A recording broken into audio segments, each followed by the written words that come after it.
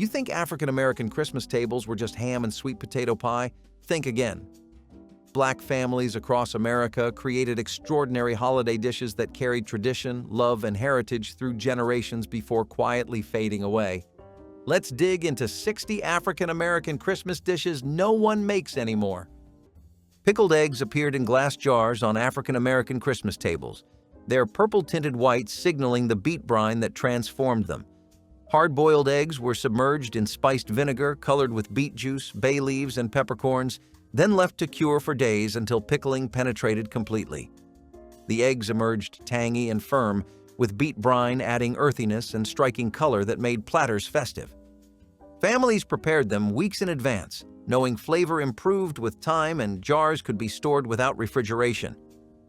The tradition connected to preservation techniques sustaining communities before electricity reached rural homes.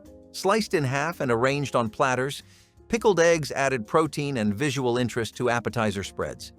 Children were fascinated by the colors, often eating them just to see pink penetration through whites. The eggs represented thrift and planning, with families transforming cheap ingredients into conversation pieces guests remembered long after holidays ended. Sweet potato pone was the dense, caramelized dessert that emerged from Black kitchens during Christmas, its texture somewhere between pudding and cake with a sticky sweetness that satisfied the deepest cravings. Grated raw sweet potatoes were mixed with molasses, butter, eggs, and warm spices like cinnamon and nutmeg before being poured into heavy cast-iron skillets. The mixture baked low and slow until the top developed a dark, almost candied crust, while the interior remained moist and creamy. Unlike the lighter sweet potato pie, pone was substantial. A single slice could fill you for hours. Families made this dish when sweet potatoes were plentiful and affordable, stretching the humble root vegetable into something that felt like celebration.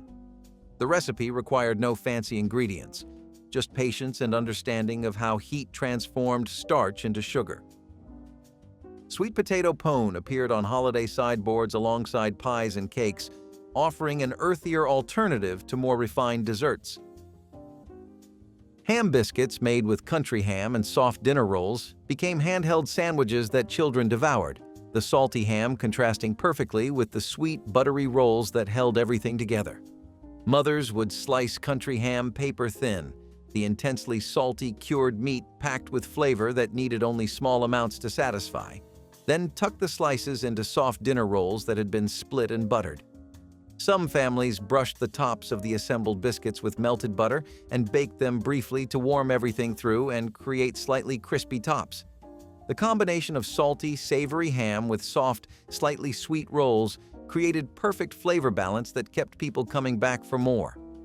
In 1970s Black households, ham biscuits represented Southern tradition, appetizers that could be prepared ahead and served at room temperature. Children loved ham biscuits because they were familiar comfort food in easy-to-eat form, requiring no plates or utensils and perfect for grabbing. Oyster dressing was the Christmas tradition for families who lived near water, combining cornbread dressing with briny oysters. Black mothers made cornbread specifically for this, letting it stale overnight before crumbling. The oysters were fresh, shucked that morning, their liquor saved for adding to the dressing. The cornbread was mixed with sautéed celery, onions, bell peppers, and herbs, then moistened with chicken broth and the oyster liquor. The whole oysters were folded in gently so they stayed intact during baking. The secret was adding hot sauce and Worcestershire sauce that enhanced the oysters' brininess without overwhelming them. The dressing baked until golden on top but stayed moist inside, the oysters plump and tender. This dish divided families. Some loved the combination, others couldn't get past the texture. But for oyster dressing families, Christmas wasn't complete without it. The hot sauce and Worcestershire addition stayed secret because balance was everything with oysters. Cabbage and smoked sausage stew was what happened when wisdom met hunger and turned necessity into nourishment. In many kitchens, just one link of sausage was enough to flavor an entire pot, its smoky saltiness seeping deep into the tender folds of cabbage and the soft cubes of potato below. Everything simmered slowly on the stove through the afternoon, filling the home with a smell that felt like safety itself. For Christmas, this humble stew took on special meaning, a dish that stretched small portions into abundance, gathering families around steaming bowls and simple gratitude. The broth was rich without being heavy, each bite balanced between spice and sweetness, softness and strength. No one left hungry, no matter how modest the table. The stew reminded everyone that good food was not about excess, but about intention, about patience and care. Every spoonful carried the echo of firewood crackling, hands stirring, and voices laughing nearby. Cabbage and smoked sausage stew was proof that celebration does not come from wealth, but from the warmth that fills a kitchen when people share what they have. Green tomato mincemeat was the Christmas preserve that used end-of-season tomatoes before frost killed them. Black mothers chopped green tomatoes, apples, raisins, and sweat, then cooked everything with sugar, spices, vinegar, and the secret addition of molasses that added depth. The mixture simmered for hours until thick and dark, developing complex flavors that improved with age. The secret spice blend included cinnamon, cloves, allspice, nutmeg, and a pinch of black pepper. The mincemeat was canned in jars and stored until Christmas, when it was used for pies, tarts, and cookies. The green tomatoes provided pectin that helped the mincemeat set while adding tang that balanced the sweetness. This preserve represented resourcefulness, using what the garden gave before winter came. The molasses and black pepper additions stayed secret because they created complexity that most people assumed came from expensive brandy. Asparagus wrapped in ham created elegant finger food that introduced children to vegetables they might not try otherwise, the salty ham making the asparagus taste less intimidating. Mothers would blanch fresh asparagus spears briefly in boiling water until they turned bright green and became slightly tender, then plunge them into ice water. Each asparagus spear was then wrapped with a thin slice of deli ham, sometimes spread with cream cheese or mustard first for extra flavor. The wrapped spears were arranged on serving platters, sometimes secured with toothpicks if the ham wouldn't stay wrapped. In Black households during the 1970s, asparagus wrapped in ham represented sophistication borrowed from magazine recipes, appetizers that looked impressive enough for special occasions. Children loved them because the ham provided familiar salty flavor, while the asparagus added crunch and color, making vegetables feel like treats rather than obligations. Homemade eggnog was the celebratory drink that transformed Black Christmas gatherings into occasions of warmth during the 1960s and 70s. Families whisked together fresh eggs, sugar, heavy cream, and whole milk until the mixture became thick and velvety. The addition of bourbon, rum, or brandy, sometimes all three, elevated this drink from refreshment to liquid celebration. Nutmeg was grated fresh over each glass, its aromatic oils releasing fragrance inseparable from holiday memory. Grandmothers kept recipes closely guarded, adjusting sweetness and spirits to family preference while maintaining essential richness. Children received portions without alcohol, watching adults with curiosity as glasses were refilled and laughter grew louder. The drink was served cold in crystal punch bowls, its pale yellow color brightening tables already laden with treats. Making eggnog from scratch required time and quality ingredients that instant mixes could never replicate. Deviled crab brought coastal luxury to African American Christmas celebrations, with seasoned crab meat packed into shells and baked until golden. Fresh crab was picked clean, then mixed with breadcrumbs, mayonnaise, mustard, and enough cayenne to justify the deviled name. The mixture was spooned back into cleaned shells, topped with breadcrumbs and butter, then baked until tops turned crispy brown. Families near the Chesapeake, Gulf Coast, or Carolina shores gathered their own crabs, making this elegant appetizer practically free. The preparation required patience, picking crab took time, and filling needed careful seasoning to enhance rather than mask sweet crab flavor. Church suppers featured deviled crab as special occasion food, with cooks earning reputations based on signature recipes. Children learned to crack and pick crabs alongside elders, education connecting them to coastal heritage. Deviled crab proved that African American cooks transformed regional abundance into celebration worthy of finest gatherings.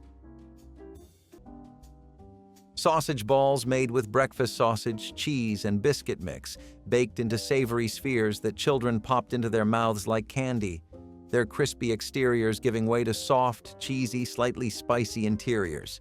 Mothers would combine raw breakfast sausage with shredded sharp cheddar cheese and dry biscuit mix, kneading everything together until well combined. The mixture was then rolled into balls about an inch in diameter, arranged on baking sheets with space between them, and baked until golden brown. As they baked, the fat from the sausage rendered while the cheese melted, creating savory, flavorful bites that were crispy outside and tender inside. In the 1970s, Black households, sausage balls represented easy entertaining, a recipe that could be made ahead. Children loved sausage balls because they were perfectly portioned, required no utensils, and delivered breakfast flavors in snackable form. Molasses ginger snap cookies were the Christmas cookies that actually snapped when broken, spicy, and crisp, and perfect for dunking in coffee. Black mothers made these weeks before Christmas, storing them in tins where they stayed fresh through New Year's. The dough started with molasses, dark, not light, which gave the cookies deep flavor and dark color. Fresh ginger was grated into the dough along with ground ginger, creating layers of heat.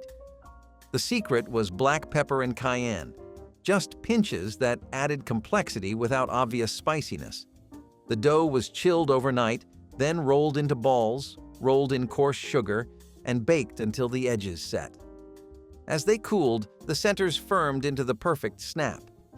These weren't soft, chewy cookies, but proper ginger snaps that crackled. They were packed into tins with parchment between layers, given as gifts to neighbors and teachers. The pepper and cayenne edition stayed secret because most people couldn't identify what made these snaps more interesting.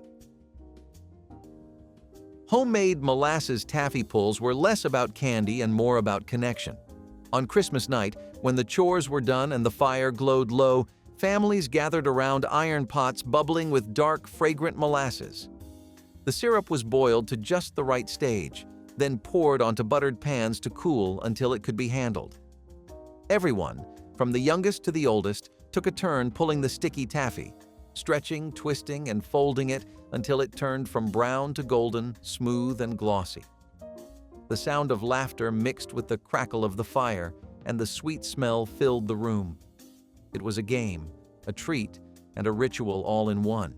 Fingers stuck together, faces glowed, and worries melted away for a while. When finished, the taffy was rolled into ropes or small candies, wrapped in wax paper, and saved for later or given to neighbors. Molasses taffy pulls were more than sweets. They were the taste of togetherness and joy made by hand. Grease gravy rice was what people cooked when they refused to let anything go to waste.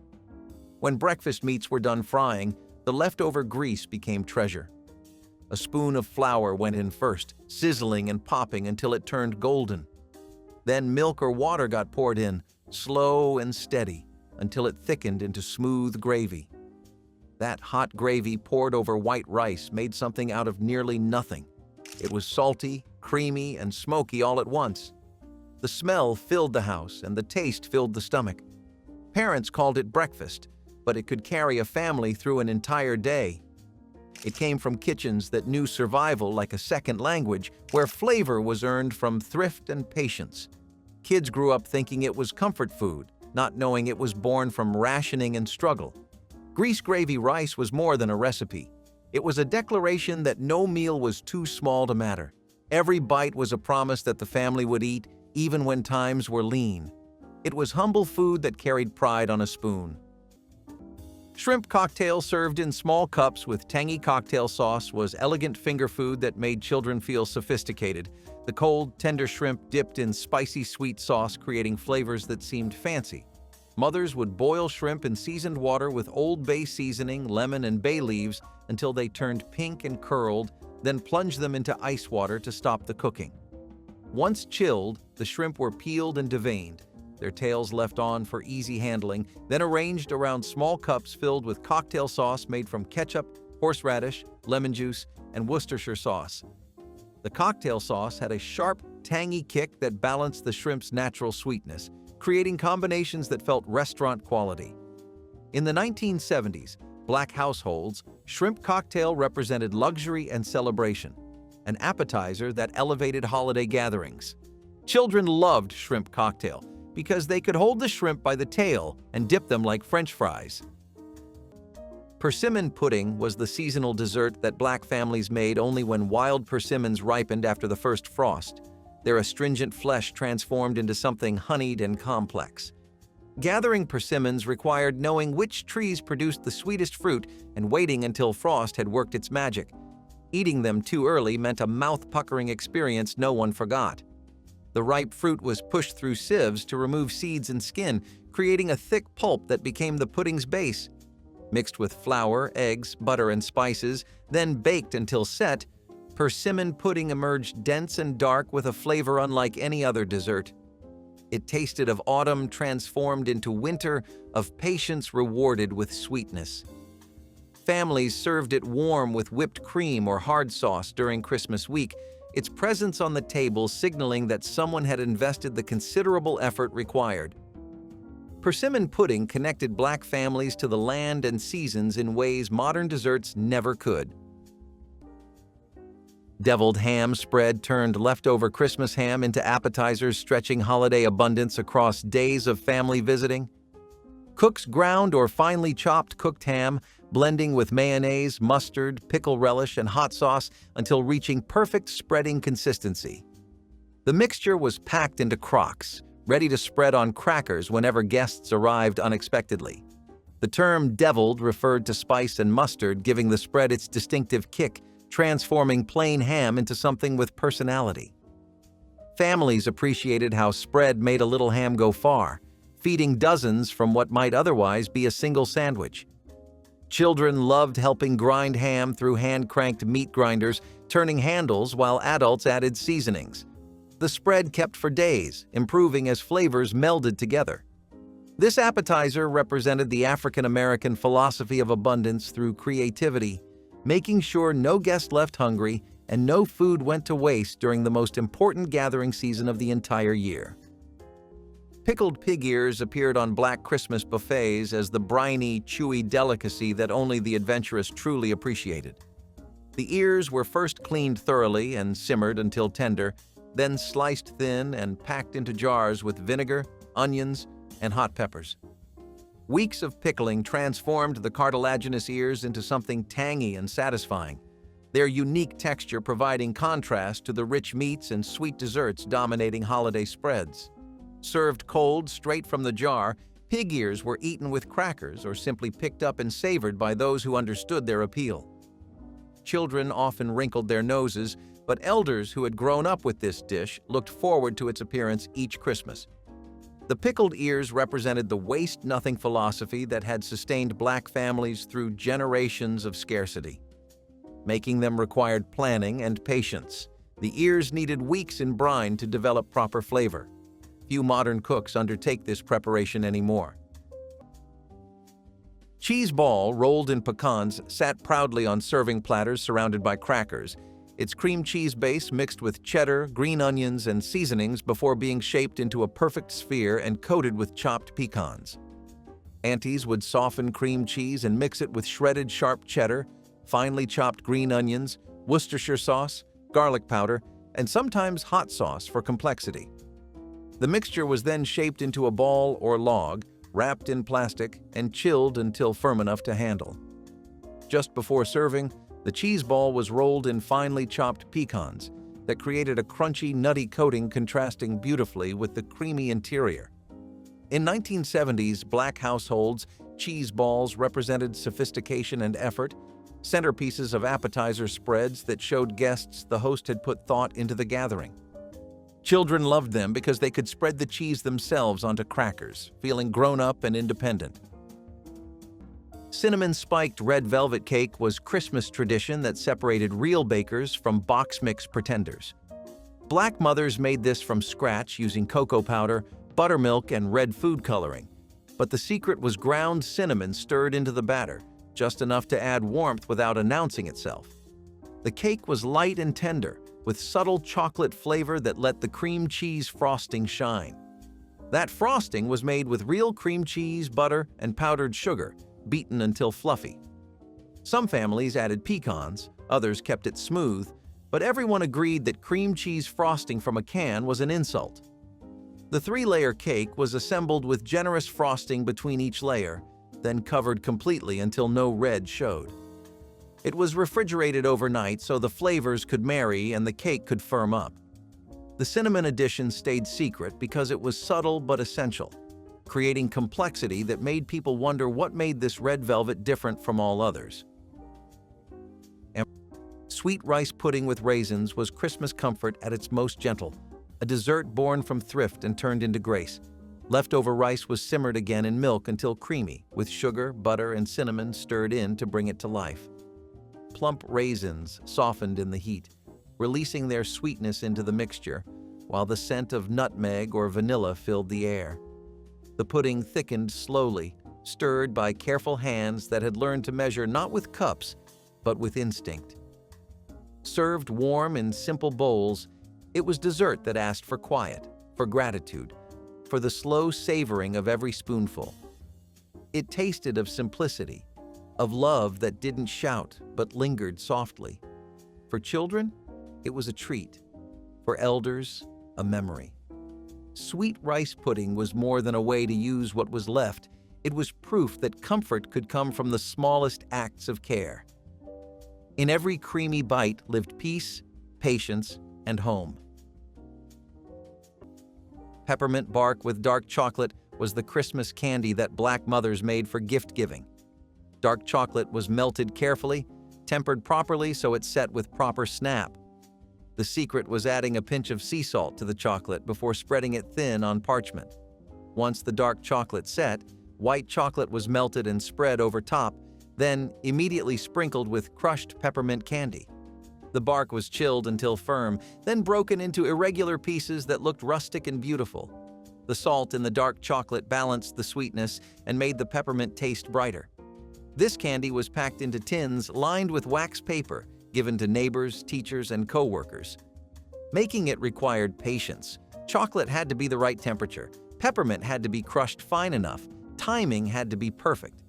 The salt addition stayed secret because it was subtle but essential to preventing the bark from being cloying. Pimento cheese pinwheels made with tortillas spread with creamy pimento cheese and rolled into tight spirals created colorful, easy-to-eat bites that children grabbed enthusiastically. Aunties would spread flour tortillas with homemade pimento cheese made from sharp cheddar, cream cheese, diced pimentos, mayonnaise, and seasonings. The tortillas were then rolled tightly into logs, wrapped in plastic wrap, and refrigerated for several hours to firm up and make slicing easier. Once chilled, the logs were unwrapped and sliced into rounds about half an inch thick, each pinwheel revealing the bright orange cheese dotted with red pimento pieces. In 1970s, Black households' pimento cheese pinwheels represented modern entertaining, a variation on traditional pimento cheese that made serving easier and more elegant. Children loved pimento cheese pinwheels because they were perfectly portioned, colorful, and tasted like their favorite spread in a fun new format. Divinity candy was the snow-white confection that tested Black cooks' patience every Christmas, its success dependent on weather, timing, and prayers that the sugar would set properly. This ethereal candy was made by cooking sugar syrup to the hardball stage, then slowly pouring it into beaten egg whites while mixing constantly until thick and cloud-like. Pecans were folded through before the mixture was dropped onto waxed paper, each mound setting into pillowy perfection, or collapsing into sticky failure if humidity interfered. Grandmothers refused to attempt divinity on rainy days, knowing moisture would prevent proper setting. When it worked, divinity melted on the tongue with sweetness that seemed to float. The candy was often tinted pink or green for holiday color, arranged on platters where it looked like edible clouds. Divinity represented temperamental candy making requiring experience and intuition, skills that fewer cooks now possess. Souse meat slices showcased preservation art, sustaining African American families through lean times and celebrating abundance during holidays. Preparation involved boiling pig's feet, ears, and snouts until tender, then chopping meat and suspending it in natural gelatin, seasoned with vinegar, hot peppers, and spices. The mixture was poured into molds and chilled until firm, then sliced thin for platters. Texture was unlike anything else. Cool, slightly chewy meat bound by savory jelly melting on the tongue. Families made souse days before Christmas, allowing flavors to develop fully. The dish required skill to balance vinegar's tang against meat's richness, with every household having different preferences. Elders ate souse with reverence, remembering when it represented survival rather than celebration. Younger generations often needed encouragement to try it, but those who did discovered flavors connecting them to ancestors. Souse reminded everyone that nothing worth having comes without patience, and heritage deserves preservation. Chitlins held a complicated but cherished place on Black Christmas tables, their preparation a ritual beginning days before the holiday that required dedication few modern cooks possess. These pig intestines demanded hours of cleaning, washing, scraping, and soaking in salted water until every impurity was removed. The smell during cooking was intense and unmistakable, announcing to neighborhoods that Christmas preparations were underway. Simmered slowly with onions, vinegar, and red pepper flakes, chitlins transformed into a delicacy that divided even family members. Those who loved them anticipated Christmas morning when platters appeared alongside scrambled eggs and hot sauce. Those who couldn't stomach them quietly excused themselves. The dish connected Black Americans to ancestors who transformed discarded parts into sustenance, turning survival into celebration. Chitlins represented cultural memory, proof that dignity could be found in making something wonderful from what others threw away. Country ham biscuits anchored African-American Christmas appetizer spreads with perfect balance of salty, smoky meat and tender, buttery bread. Paper-thin slices of cured country ham were tucked into small biscuits fresh from the oven, sometimes with butter or mustard, creating bites delivering intense flavor in compact form. The ham itself was precious, cured for months in smokehouses and sliced carefully to stretch across many servings. Families who raised their own hogs took pride in serving ham they had cured themselves, while others purchased from local farmers maintaining traditional methods. The biscuits had to be made small, sized for 2 bites at most, ensuring guests could sample without filling up before main meals. Church gatherings featured trays of ham biscuits passed by hand, with recipes for both ham curing and biscuit making guarded as treasures. The combination represented Southern hospitality at its finest, offering guests something homemade, flavorful, and prepared with obvious care and skill. Honey-glazed cornbread dressing was the side dish guests returned for thirds of, completely different from dry sage-heavy stuffing.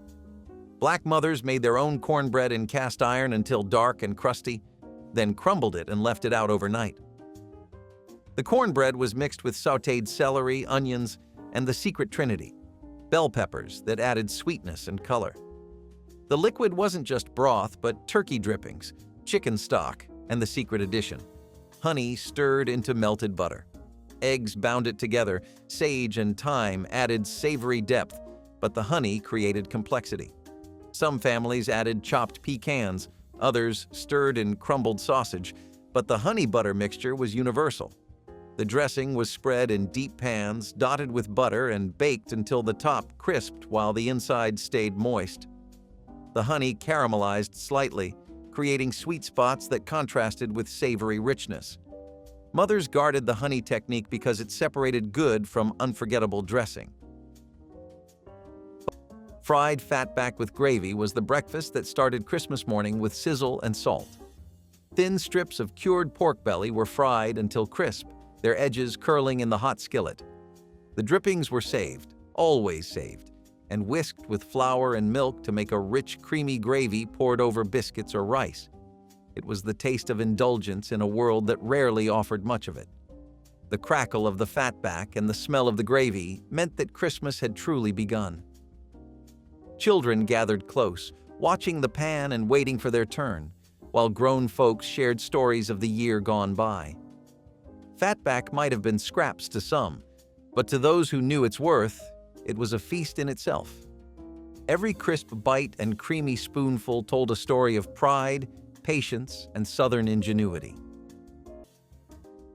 Wild muscadine grape jam, brought the late summer woods to the breakfast table in a deep purple shine. Children and parents walked along fence lines and wooded edges with baskets in hand, searching for the thick-skinned grapes that thrived in southern heat. Once gathered, the fruit was boiled gently until the skins burst and the pulp softened, filling kitchens with a fragrance that hinted at honey and earth. The juice was strained and mixed with sugar, then cooked again until it thickened into a jam rich enough to spread over biscuits or stir into morning porridge. Families prized each jar, knowing that muscadines grew wild and free, needing only careful hands and patience to become something sweet. In some towns, church groups organized picking days, turning the harvest into a social event where songs and laughter echoed through the vines. Today, supermarket grapes have replaced the wild hunt, and store-bought jams lack the musky depth of fruit ripened under southern sun. But memories of purple-stained fingers still linger in many hearts. Cream cheese and olive pinwheels, made with softened cream cheese mixed with chopped green olives and rolled in tortillas, created tangy, savory bites. Children found intriguing. Aunties would soften cream cheese and mix it with finely chopped green olives, pimentos, and sometimes a touch of garlic powder, spreading the mixture evenly on flour tortillas. The tortillas were rolled tightly, wrapped in plastic, and refrigerated for hours to firm up before being sliced into colorful pinwheels. Each slice revealed swirls of white cream cheese dotted with green olive pieces, creating visual appeal that drew children's attention. In 1970s, Black households, these pinwheels represented creative entertaining, showing how simple ingredients could become elegant appetizers. Children loved them because they were fun to look at, easy to eat, and introduced them to olives in a creamy format that made the vegetables more approachable and less intimidating than eating them whole. Pigtail stew simmered on black stovetops during Christmas week, filling homes with aromas that announced both celebration and tradition. The tails were first cleaned and sometimes smoked, then braised slowly with tomatoes, onions, and whatever vegetables the cook preferred, often lima beans, potatoes, or butter beans. Hours of cooking transformed the tough, cartilaginous tails into something tender and rich, their natural gelatin thickening the stew into something substantial. The meat pulled easily from the bones, its porky flavor intensified by long cooking. Families served this stew over rice, the grains soaking up the flavorful liquid while providing the perfect base for the tender meat. Pigtails were inexpensive, allowing families to create abundance from modest resources. Children who grew up eating this stew remembered its distinctive flavor and texture, though few learned to prepare it themselves. The dish represented Black culinary wisdom, understanding that time and heat could transform the humblest ingredients. Fried pork skins crackled in cast-iron skillets during African-American Christmas preparations, transforming pig skin into crispy snacks. The skins were cleaned, scraped, and dried before being fried twice, first to render fat, then at high heat to puff. The result was light, crunchy, and deeply porky, seasoned with salt or cayenne and garlic. Families served them warm in bowls, watching guests grab handfuls before main celebrations. The preparation connected to hog-killing traditions when nothing was wasted and every part had purpose. Children loved the crunch and saltiness, while adults appreciated how skins paired with cold drinks. Making pork skins required skill. Temperature had to be exact or they'd burn. The tradition represented African-American mastery of transforming humble ingredients into something people craved. Fried pork skins reminded everyone that celebration didn't require expensive ingredients. Brandied peaches were the jeweled preserves that Black grandmothers tucked into cupboards each summer, waiting for Christmas morning when they would finally appear on breakfast tables. Fresh peaches were carefully peeled and halved, then simmered in sugar syrup infused with cinnamon, cloves, and generous amounts of brandy until they became translucent and deeply perfumed. The preserved fruit was ladled into glass jars and sealed, their golden contents visible through the glass, like edible treasures. By December, the peaches had absorbed the brandy completely, their flesh soft and boozy with complex sweetness that balanced fruit, spice, and spirits. Served alongside ham and biscuits, they cut through the richness of holiday breakfast while adding their own sophisticated note. Children were usually given only the syrup, while adults savored the brandied fruit that represented months of anticipation. These preserves required summer's abundance and December's patience, connecting the seasons through flavor. Rum raisin bread pudding used up leftover bread while tasting more luxurious than fresh-baked cake. Black mothers soaked raisins in dark rum for 3 days before Christmas, letting them plump and absorb alcohol. Stale bread, white bread, Hawaiian rolls, leftover cornbread, was cubed and dried overnight. The custard combined eggs, heavy cream, whole milk, vanilla, cinnamon, and nutmeg, with extra yolks for richness. The secret was condensed milk, which added sweetness and created texture that wasn't quite custard, wasn't quite cake. The bread soaked in custard for an hour, absorbing every drop, then was folded with rum-soaked raisins and dotted with butter. It baked low and slow until the top crisped while the inside stayed creamy. The finishing touch was rum butter sauce. Butter, brown sugar, cream, and more rum, poured over warm servings. This appeared only at Christmas because the rum expense and 3-day preparation meant it was saved for the year's most important meal. Chitterlings, known lovingly as chitlins, were not for the faint of heart, but for those who knew the value of patience and pride. These were the cleaned and boiled intestines of the hog, cooked down for hours until tender and fragrant. What some saw as scraps, others turned into delicacy, a meal shared on holidays to honor endurance itself. Preparing chitlins was an act of devotion, from the endless washing to the slow simmer with onions, vinegar, and spice. They filled homes with a smell that spoke of both hardship and heritage, a reminder that survival had its own flavor. Served with hot sauce and cornbread, they were more than food.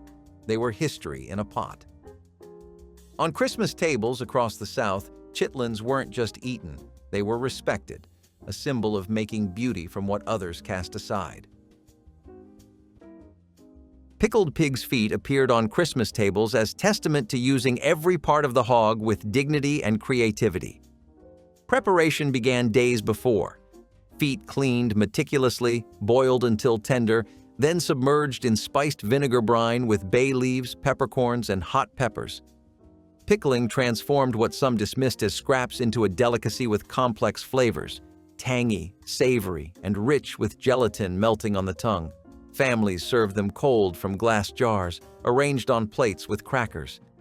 The dish carried deep significance, representing resourcefulness born of necessity and elevation of humble ingredients into celebration.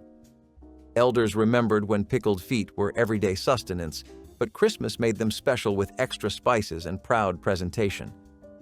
Children often approached with hesitation, but those who learned appreciation became lifelong devotees. The tradition connected holiday tables to ancestral wisdom about wasting nothing and honoring everything that sustains you through hardship and joy alike. Cornmeal cookies were the humble Christmas treats that Black grandmothers baked when butter cookies seemed too expensive. These simple cookies combined cornmeal with flour, sugar, eggs, and whatever fat was available, lard, shortening, or butter, creating a texture both crumbly and satisfying. The cornmeal added subtle grit and earthiness that distinguished these cookies from refined flour cousins. Flavored with vanilla, nutmeg, or lemon zest, they were cut into simple shapes and baked until golden. Children loved them for their sweetness, and adults appreciated their practicality. Cornmeal stretched further than expensive flour alone. The cookies were packed into tins and given as gifts, their modest appearance belying the care in their creation. Cornmeal cookies represented the creative economy of Black baking, turning inexpensive ingredients into something worth sharing. They have largely disappeared as commercial cookies became cheaper than homemade versions. Sweet potato bites topped with mini marshmallows were dessert-like appetizers that blurred the line between side dish and treat, their orange flesh and white topping creating visual appeal that drew children like magnets before dinner was served. Mothers would bake sweet potatoes until soft, then scoop out the flesh and mash it with butter, brown sugar, cinnamon, nutmeg, and vanilla extract until smooth and creamy. The sweetened sweet potato mixture was spooned into mini muffin tins or shaped into small balls and placed on baking sheets, each one topped with a single mini marshmallow that would toast golden brown. As they baked, the marshmallows puffed up and turned golden, creating that characteristic toasted flavor that children associated with campfires and summer fun. In the 1970s Black households, these bites represented creativity, taking traditional candied yams and reimagining them as finger foods children could grab. Hoppin' John with collards was New Year's Eve tradition that started at Christmas dinner as a promise of good fortune.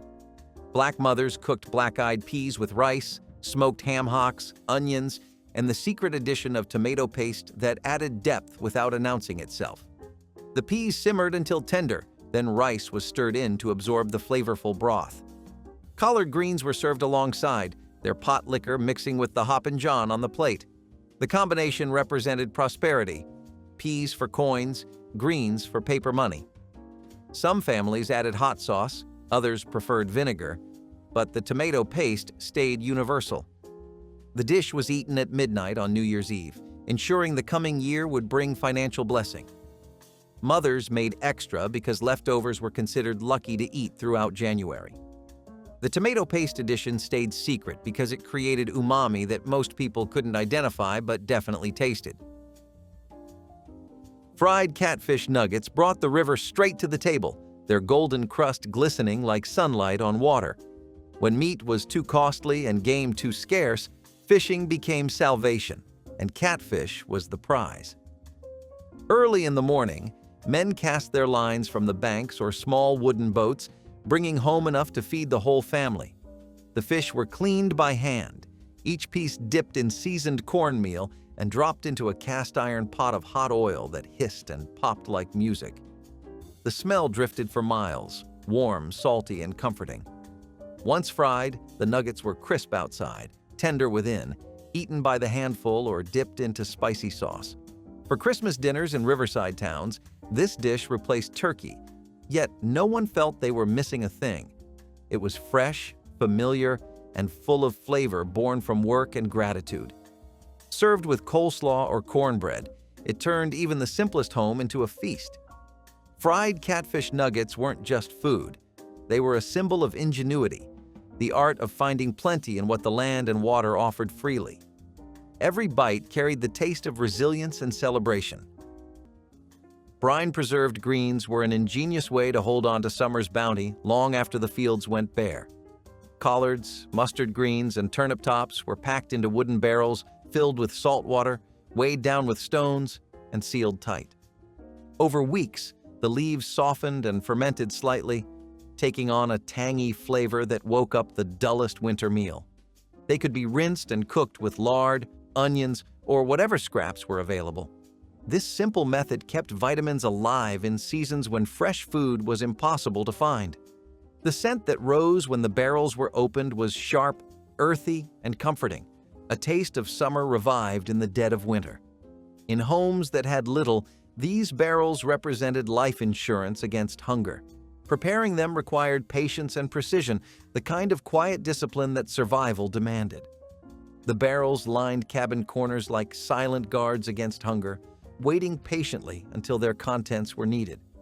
In every household that relied on them, brined greens became a sign of foresight and care, another way the enslaved turned hardship into nourishment, proof that even time itself could be bent toward survival when guided by wisdom and will. Chicken liver pâté spread on crackers created rich, smooth bites that adventurous children tried, the creamy texture and distinctive flavor introducing them to foods that felt grown-up and sophisticated. Aunties would sauté chicken livers with onions and butter until cooked through but still slightly pink inside, then blend them with cream cheese, spices, and sometimes brandy or sherry until smooth. The pâté was chilled in molds or ramekins, then unmolded onto serving platters surrounded by crackers and garnished with chopped parsley or capers. The texture was silky smooth while the flavor was rich and slightly metallic in that characteristic liver way that some loved and others found challenging. In Black households during the 1970s, chicken liver pâté represented culinary sophistication, recipes borrowed from French cuisine and adapted to Southern ingredients. Children who tried it felt brave and grown up, stepping outside their comfort zones to taste foods their parents enjoyed at special gatherings. Mayhaw jelly was the rare Christmas preserve that appeared only in homes where someone knew the wild secrets of southern swamps and bottomlands. Mayhaws, small, tart fruits that grew on trees standing in shallow water, were gathered in spring, their brief season demanding quick action from those who valued their unique flavor.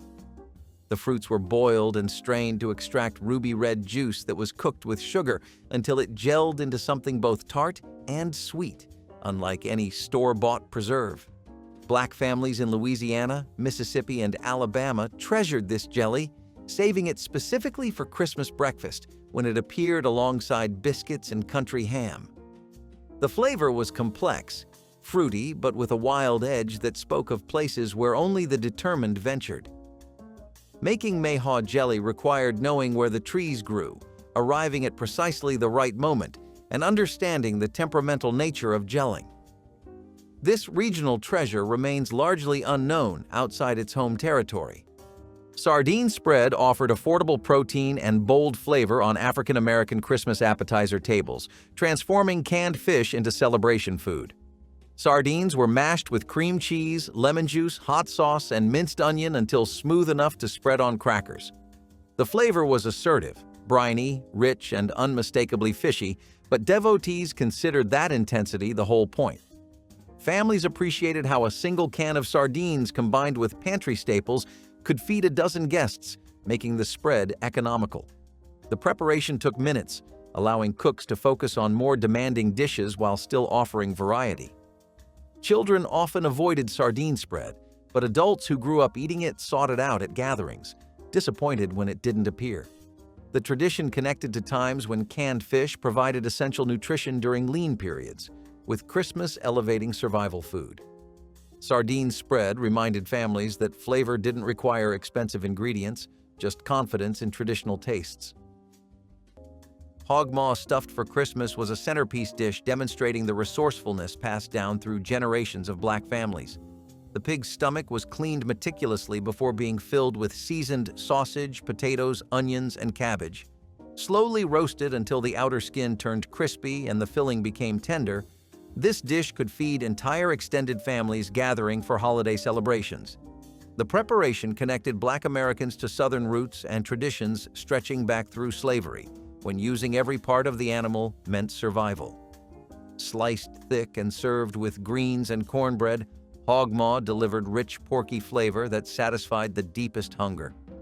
Children who grew up eating this dish remembered its distinctive appearance long after leaving home.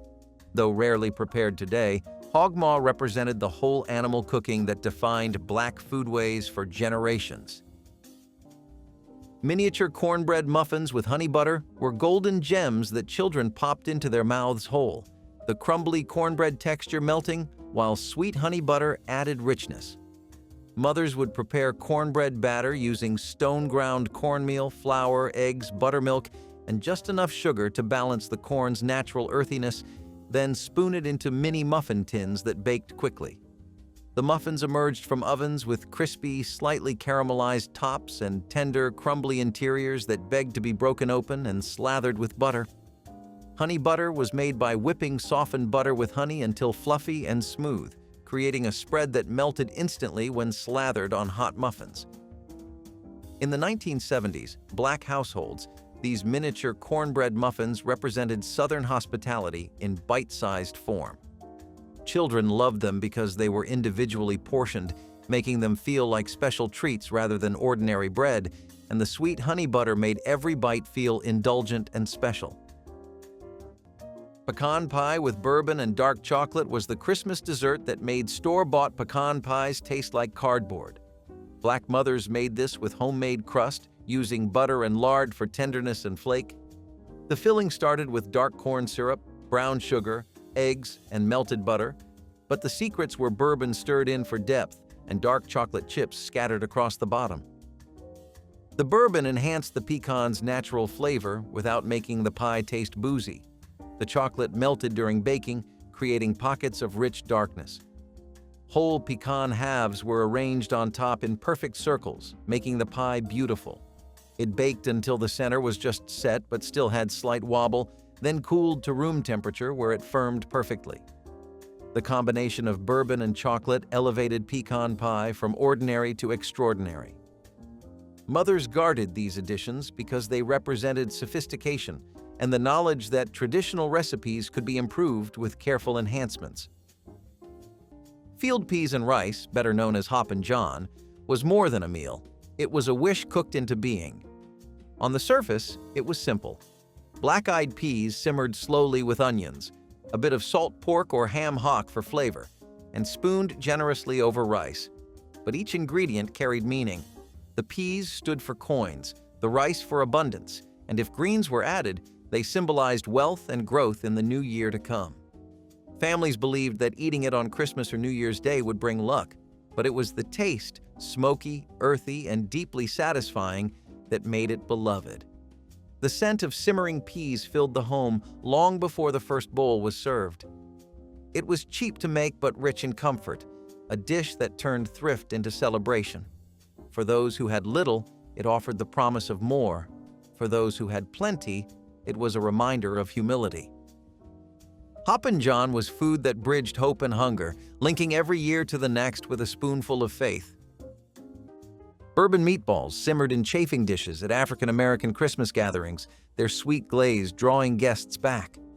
Ground beef or pork was mixed with breadcrumbs, egg, and seasonings, shaped into balls and browned before bathing in sauce of bourbon, brown sugar, and tomato. The alcohol cooked off, leaving caramel sweetness balancing savory meat. Families kept them warm throughout celebrations, sauce thickening as hours passed. The bourbon added sophistication, elevating simple meatballs into something guests discussed for days. Church gatherings featured these regularly, with cooks adjusting bourbon to preference. Children could eat them safely since alcohol evaporated. The preparation allowed advanced cooking, with meatballs made days ahead and reheated. Bourbon meatballs represented the African-American gift for creating elegance from simple ingredients and transforming everyday food into celebration. Pralines were the Christmas candy that Black families in Louisiana and across the Gulf Coast made in batches large enough to fill tins for giving and keeping.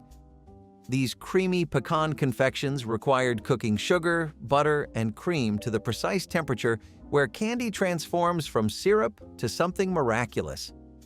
The mixture was dropped by spoonfuls onto waxed paper, each praline spreading into a disc with pecans suspended throughout like jewels in amber. Getting the temperature right meant the difference between pralines that melted on the tongue and those that turned grainy or refused to set at all. Grandmothers tested readiness by dropping bits into cold water, watching for the soft ball stage that signaled perfection.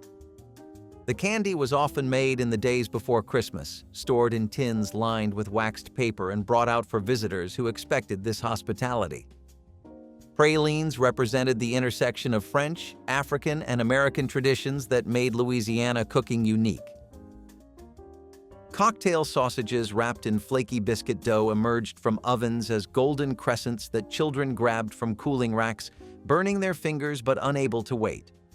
Mothers would roll out refrigerated biscuit dough, cutting it into strips before wrapping each small sausage like a tiny gift and arranging them on greased baking sheets. The wrapped sausages baked until the dough turned golden brown and flaky, the fat from the sausages creating pockets of rich, meaty flavor. Some families brushed the tops with melted butter and sesame seeds before baking, adding extra richness and subtle, nutty crunch. In Black households during the 1970s, these sausage rolls appeared at every major holiday, their ease of preparation making them perfect for busy cooks managing multiple dishes. Children loved them because they were small, portable, and perfectly sized for little hands. Secret Spice eggnog was the Christmas drink that guests begged to replicate but never could. Black mothers made it from scratch with raw eggs, whole milk, heavy cream, and sugar, but the magic lived in the spice blend. Nutmeg was obvious, cinnamon expected, but the secret additions, cardamom, mace, allspice, sometimes clove, created complexity. Store-bought versions couldn't touch. The mixture was cooked gently until it thickened into custard, then chilled overnight. Some families added dark rum or bourbon, others kept it virgin but added vanilla bean and almond extract for richness. The eggnog was served in crystal punch bowls at Christmas Eve gatherings, thick enough to coat a spoon. Children got small cups, adults got generous pours, and everyone tried to guess the secret ingredients. Mothers would smile when guests guessed cinnamon, but the real combinations stayed hidden, passed down only through whispered kitchen conversations when daughters were trusted with family secrets. Hog maw and cabbage was the kind of meal that turned survival into something soulful. Made from the pig's stomach, cleaned and stuffed or stewed with greens, onions, and cabbage, it stretched humble ingredients into abundance.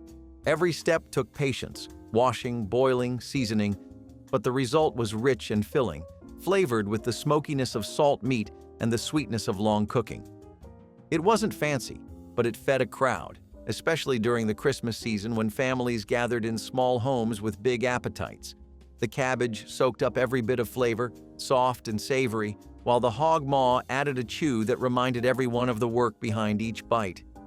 Dishes like this were born of necessity but shaped by love, created by hands that refused to let anything go to waste. Hog maw and cabbage wasn't just dinner. It was a celebration of endurance, thrift, and the beauty of making do.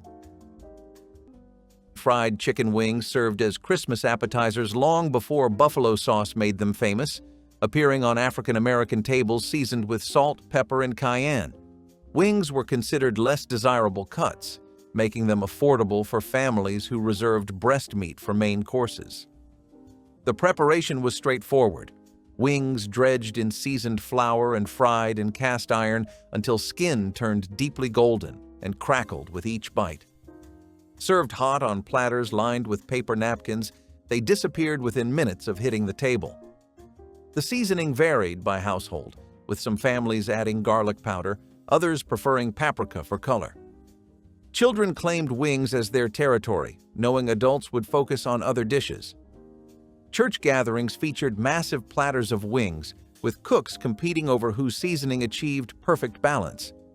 These wings represented pure Southern tradition before commercialization, proving simple preparation of quality ingredients created food people remembered.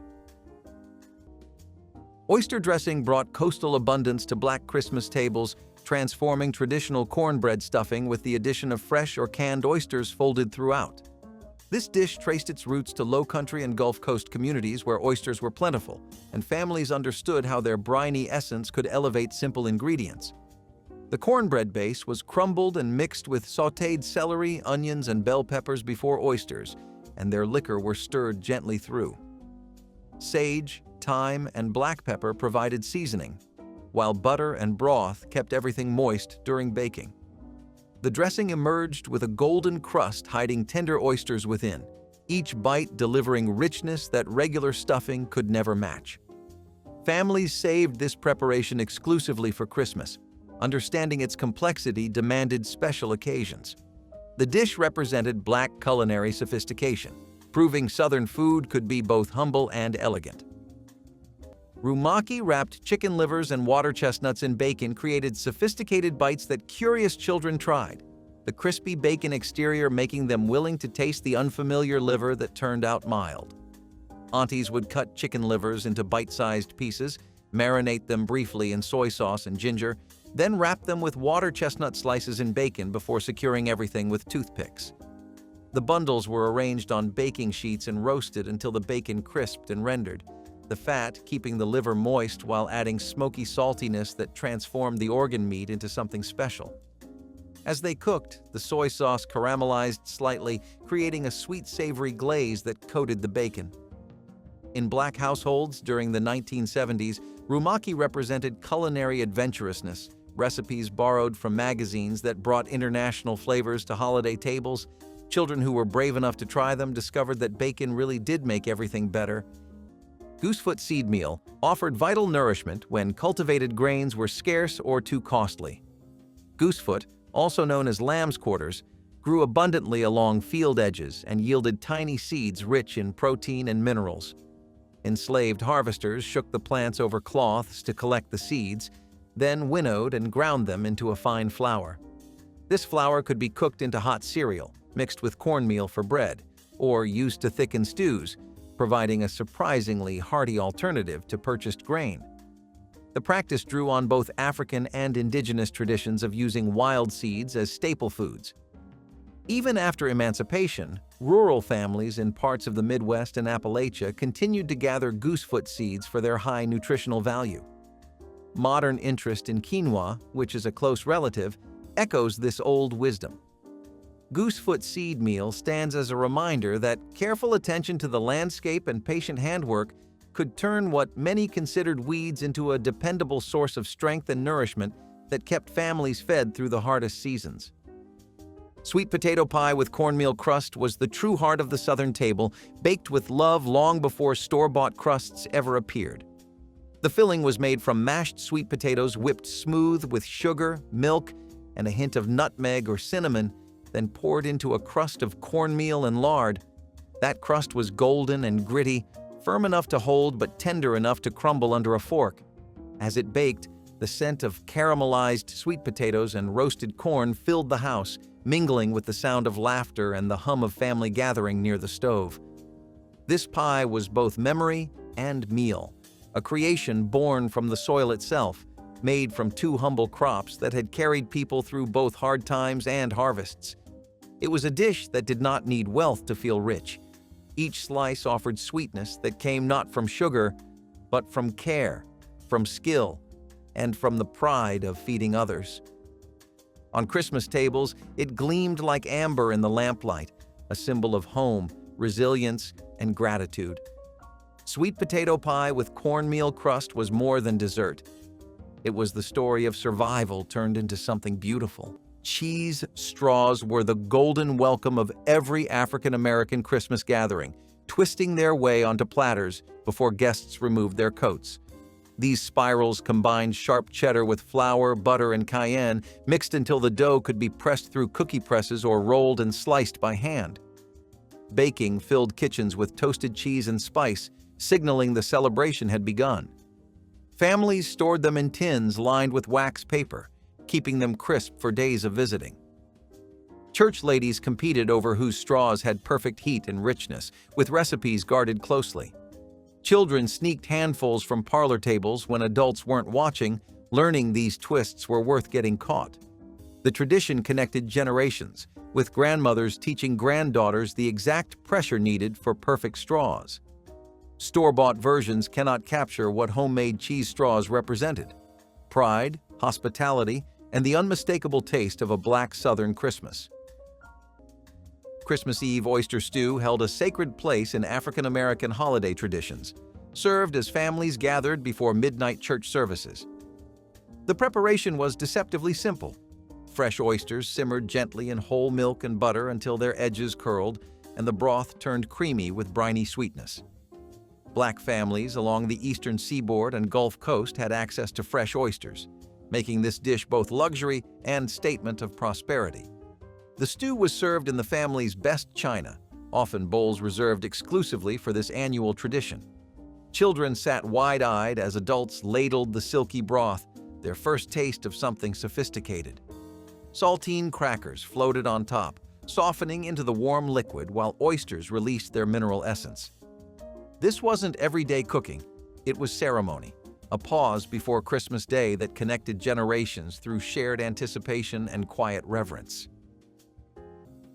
Cheese straws made from sharp cheddar and cayenne pepper were crispy, addictive sticks that disappeared from serving bowls almost as quickly as they were refilled, their orange gold color and spicy kick making them irresistible. Grandmothers would grate blocks of sharp cheddar by hand, mixing it with softened butter, flour, cayenne pepper, and salt until the dough came together, then pressing it through cookie presses or rolling it into long ropes before slicing. The cheese straws baked until crispy and slightly browned at the edges, filling kitchens with the sharp, tangy aroma of melting cheese mixed with subtle heat. Once cooled, they were stored in tins, maintaining crispness for days. In 1970s, Black households, cheese straws represented Southern tradition, recipes passed down through generations with each family adding their signature touch, extra cayenne, paprika, or pecans. Brown sugar bourbon ham glaze transformed the Christmas ham from ordinary to legendary, creating a mahogany crust that crackled when carved. Black mothers started with dark brown sugar, maple syrup, and Dijon mustard, but the secret was good bourbon, smooth stuff that added depth without harshness. The glaze was simmered with butter, apple cider vinegar, and blackstrap molasses that gave it caramel complexity. Some families added crushed pineapple, others used orange zest, but every family had their specific ratio. The ham was scored in diamonds, studded with cloves, then basted every 20 minutes, each application building layers of flavor. The glaze pooled at the bottom, mixing with drippings to create sauce so good people sopped it with rolls. This recipe was guarded because it made every other ham taste ordinary. Daughters-in-law asked for it, neighbors hinted, but the measurements stayed in mother's head until she decided you'd earned the right to carry it forward.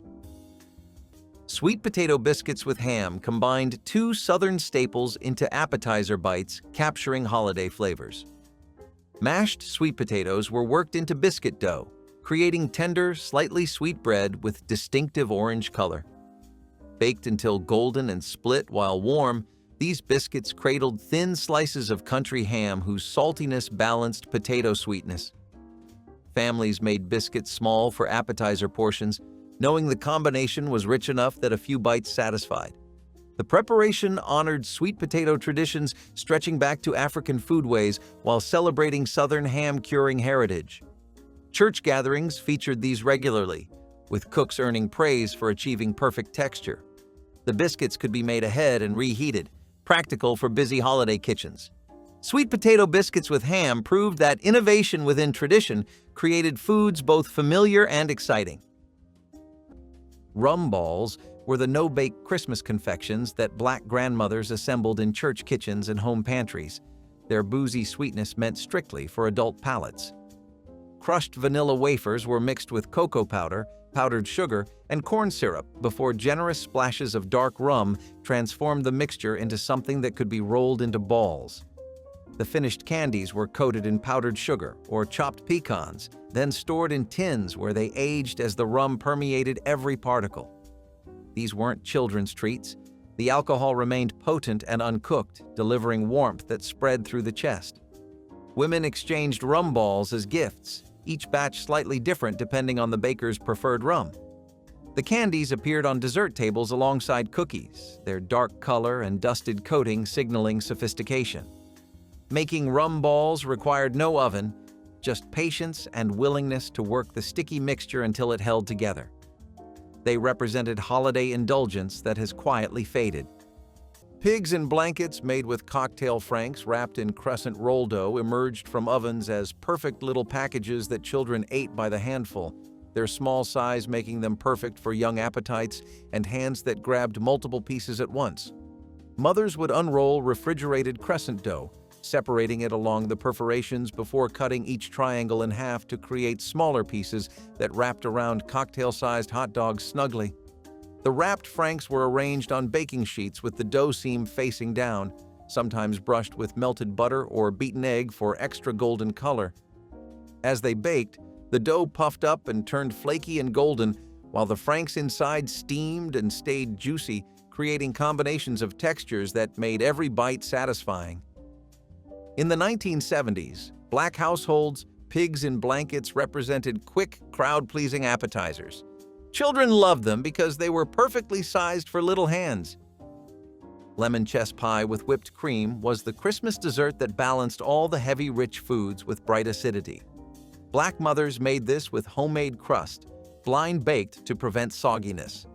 The filling combined eggs, sugar, butter, cornmeal, and fresh lemon juice and zest, lots of both for intense citrus flavor. The secret was adding a tablespoon of white vinegar along with the lemon juice, which created tang that made your mouth water.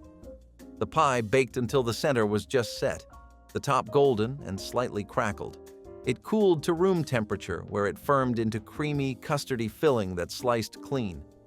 The whipped cream wasn't sweetened but left plain, so its richness balanced the pie's intense tartness. Some families added a splash of vanilla to the cream, but most kept it pure.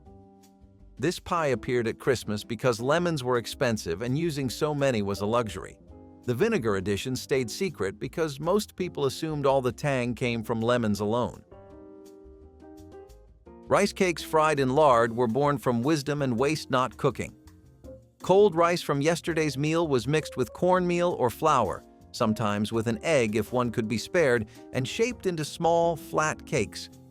Dropped into bubbling lard, they sizzled until their edges turned crisp and golden while the centers stayed tender. The smell filled the house. Simple, savory, satisfying. Served hot with a drizzle of syrup, molasses, or gravy, they turned meager leftovers into something to look forward to. On Christmas mornings, when the kitchen was alive with sound, these cakes came to the table beside scrambled eggs, salt pork, or even sweet preserves. They weren't extravagant, but they felt like a feast, a small miracle spun from thrift and care. Rice cakes fried in lard taught a quiet lesson, that love and resourcefulness could turn even a handful of cold rice into a meal worth remembering. Beef Wellington, adapted for Black families, was Christmas dinner centerpiece that proved fancy food could be made at home. Black mothers used the best beef tenderloin they could afford, searing it until crusty, then wrapping it in mushroom duxelles, pâté, and puff pastry. The secret was seasoning the mushrooms with Worcestershire sauce and hot sauce, which added umami and subtle heat that elevated the dish. The wrapped beef was brushed with egg wash and baked until the pastry was golden and the beef reached perfect medium rare. The secret additions stayed hidden because they represented adaptation, taking French cooking and making it speak to Black palates. This dish appeared at Christmas when families wanted to show sophistication. The preparation required skill and confidence that many women had, but rarely displayed. The Worcestershire and hot sauce editions stayed secret because they made the Wellington uniquely theirs. Crab cakes formed into mini patties were seafood luxury that made Thanksgiving feel extra special. The sweet crab meat mixed with breadcrumbs and seasonings before being pan-fried until golden. Grandmothers would pick through cans of crab meat to remove any shell pieces, then gently fold the delicate meat with beaten eggs, breadcrumbs, mayonnaise, mustard, Old Bay seasoning, and sometimes diced bell peppers. The mixture was formed into small patties, each one handled carefully, then refrigerated briefly to help them hold together during cooking. The crab cakes were pan-fried in butter until golden brown on both sides, the exterior developing a crispy crust while the interior stayed moist and packed with sweet crab flavor. In the 1970s, Black households, crab cakes represented coastal sophistication, bringing seafood traditions to holiday tables and elevating the appetizer spread. Children loved mini crab cakes because they felt fancy, tasted sweet rather than fishy, and came in sizes perfect for young appetites. Boiled custard was the pourable Christmas dessert that Black families served warm in cups or chilled over cake, its silky richness occupying the space between eggnog and vanilla pudding. Making proper boiled custard required standing over the stove, whisking constantly as eggs, sugar, and milk slowly thickened without curdling, a transformation demanding patience and attention. The mixture was flavored with vanilla and sometimes a splash of bourbon, then strained through cheesecloth to ensure perfect smoothness. Served warm, it coated the throat with comforting richness on cold Christmas evenings. Poured over pound cake or fruit cake, it added moisture and sweetness that elevated simple desserts. Grandmothers kept their custard recipes closely guarded, each family's version slightly different in sweetness or spicing. Children begged for cups of the warm liquid, its eggy richness satisfying in ways that modern puddings never matched. Boiled custard represented the kind of patient, attentive cooking that has largely disappeared. Spiced pecans filled candy dishes throughout African American homes during Christmas, their sweet heat drawing hands back repeatedly. Raw pecans were tossed with butter, sugar, cinnamon, cayenne, and salt, then roasted until glossy and fragrant. The coating caramelized during baking, creating a crunchy shell that shattered to reveal rich nut inside. Families made them in large batches, knowing they would disappear quickly. The preparation was simple enough that children could help, stirring nuts in spiced butter before baking. Grandmothers adjusted cayenne to family preferences, with some batches mild and others fiery for adults. Spiced pecans appeared at every gathering, from church socials to family dinners. The tradition connected to southern pecan orchards and African American history of harvesting nuts. These candied nuts proved that the best appetizers combined simplicity with memorable flavor. Brandied cranberry orange relish was the condiment that made store-bought cranberry sauce look like a joke. Black mothers made this weeks in advance with fresh cranberries that popped and burst as they cooked with sugar, orange juice, and zest. The secret was cooking them just until they broke down but still had texture, never letting them turn to mush. Once cooled, the relish was spiked with good brandy, enough to taste clearly but not be boozy, plus crystallized ginger chopped fine for heat. Some families added chopped pecans, others used golden raisins plumped in the brandy first. The relish was stored in glass jars where the alcohol preserved it and flavors melded into something more complex. By Christmas, it had transformed, sweet, tangy, warm, with brandy depth that paired perfectly with turkey and ham. Mothers guarded the brandy ratio and crystallized ginger addition because these made their relish memorable. Guests asked for the recipe every year, and every year mothers said it was just cranberries. Boiled sweet potatoes with butter drizzle were the purest expression of comfort. Simple, sweet, and shining with care. Peeled and simmered in iron pots until tender enough to yield to a fork, the potatoes were laid out on chipped plates, their golden orange flesh glowing in the candlelight of small kitchens. Melted butter, or sometimes a spoonful of cane syrup, was poured over the top, pooling into every crevice until the air smelled like warmth itself. This was food that required no recipe, only attention and love. It was eaten slowly, savored between conversation and quiet gratitude. For families with little, it was proof that nourishment didn't need extravagance. On Christmas, these potatoes sat beside greens or salt pork, turning a humble table into something sacred. The taste was gentle but lasting, sweetness that came not from sugar, but from care. In every soft bite was a reminder that generosity could be found even in simplicity, and that joy could live in the plainest meal. Boiled sweet potatoes with butter were not grand, but they were grace itself made edible. Persimmon seed coffee emerged when imported beans were rare or too costly for enslaved communities. Wild persimmons dropped their fruit in autumn, and the hard seeds inside were washed, dried, and roasted until dark and fragrant. Ground and steeped in hot water, they produced a warm, nutty beverage with no caffeine but plenty of comfort on cold mornings. This practice carried forward after the Civil War, especially during wartime shortages when coffee imports faltered again. Families across the South roasted persimmon seeds alongside chicory or other local substitutes, proving the durability of this inventive method. The gentle flavor and toasty aroma made it a beloved alternative long after necessity faded. Today, a few heritage festivals still brew persimmon seed coffee to honor the ingenuity of those who first discovered its rich taste. The drink reminds us that creativity in the face of scarcity can yield traditions that outlast the circumstances that gave birth to them, turning survival into a legacy of flavor and resilience. Chicken liver pâté brought sophisticated flavors to African American Christmas tables without requiring expensive ingredients. Chicken livers were sautéed with onions in butter until cooked through, then blended smooth with cream cheese, bourbon, and warm spices. The mixture was packed into crocks and chilled until firm enough to spread on crackers or toast points. The flavor was rich and earthy, with bourbon adding warmth complementing holiday celebrations. Families valued this appetizer because chicken livers cost pennies compared to fancy imported pâtés, yet the result tasted equally elegant. Grandmothers who learned to stretch every dollar transformed humble organs into something guests assumed came from specialty shops. The pâté kept well for days, ready to serve whenever visitors stopped by. Children often wrinkled noses at the idea, but adults savored every creamy bite. This dish proved African American cooks could create refinement from resourcefulness, turning ordinary into extraordinary. Salmon croquettes served as mini appetizers were crispy golden patties that children devoured while standing in kitchens, their hands reaching for more before finishing what they were already eating.